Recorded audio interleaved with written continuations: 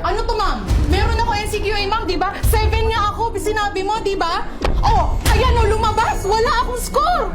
Wala kang sapat na ebidensya in documents. Sinungaling kayo. Magdemanda kayo.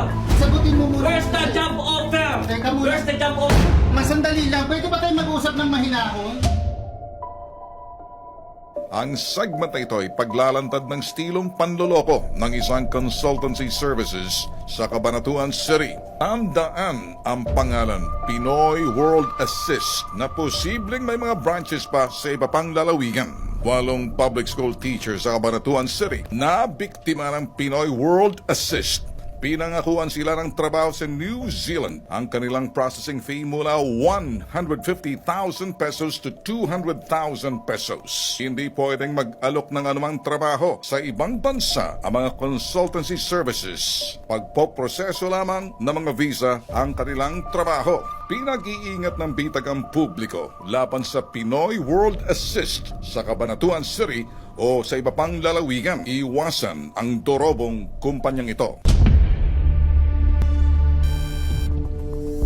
Nag-apply po kami sa isang agency doon sa may Cabanatuan. Okay. Tapos ang in-offer po sa amin working visa. Okay. Tapos sinanong ko po sa kanila bago ako nag-apply kung gaano katagal yung processing nila. Sabi nila 3 to 6 months daw po. Nagbayad po ako sa kanila ng 50,000 para initial payment daw po. Linawin natin. Okay. Ang consultancy ay nagbibigay payo.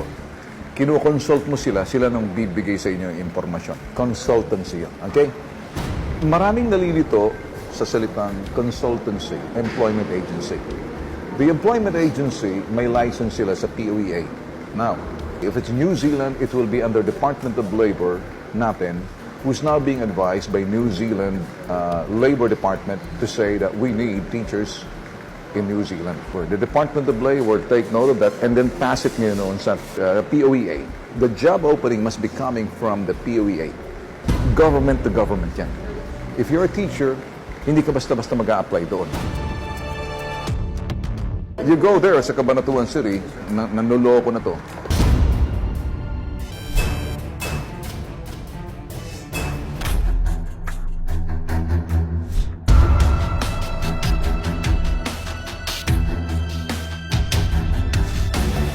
Hindi, ano po yung in-offer niyo sa akin, sa pinsan ko po? Maging teacher. Alam mo, it's not a pure employment services. Ang sinatawag na employment services, yan yung pang OFW. Sila po ba, pag nagpunta po doon sa New Zealand, hindi po ba sila considered as OFW? Hindi siya. Hindi, Walang, I mean yung, hindi ako nagbigay ng... yung visa mo as tourist na mag-a-apply ka. Tourist Hindi po is not ba- illegal. Hindi, I mean, hindi nga po, tourist nga po, then mag-a-apply ka, hindi po ba illegal po? What? Sino may sabi may illegal? So yun lang yung question ko, bali pag napaalis po sila, yung hawak po nila ng visa is Bibigyan lang kayo ng temporary visa, hindi ibig Hindi po. sabihin. Anong kind of visa po? As a category tourist pa rin yan. Tourist po. Yes. Pero sir, halimbawa, hindi ako nakapasok doon at hindi ako nakahanap ng trabaho within doon sa 3 months na binigay. Paano po? Ako nung di uwi po ako ng We can extend your visa. Sino magbabayad, sir? Na ano? Nung pag-i-extend, syempre pag mag-i-extend, may papalabas na naman. Ang extend is 150 lang. Kasi Now, provided po namin. yes naman.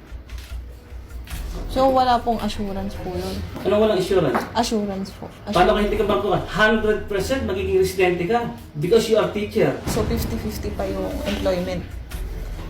Yung Kasi ano? ba't punta mo doon, wala ka pa naman eh. trabaho. So Kami pa 50-50 pa yung employment.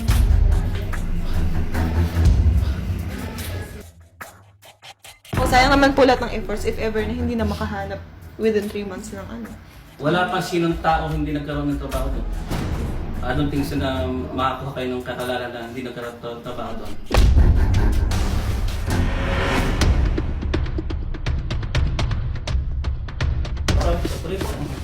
Sir, are you collecting money from Nasaan? Yes naman, of course.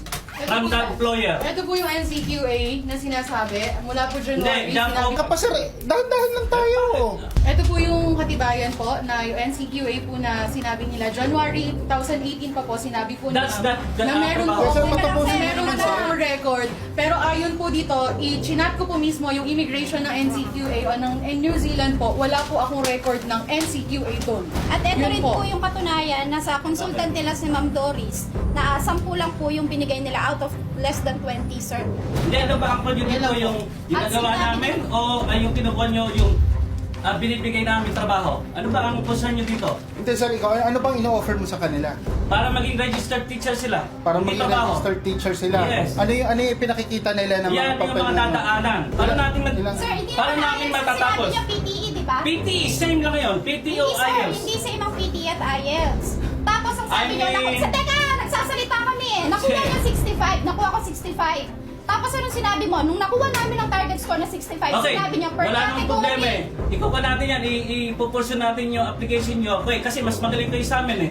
Di ilalodge natin yan. Pero ang concern nyo is trabaho. Hindi kami illegal recruiter. At hindi Sinabi trabaho. niya, sir, trabaho eh.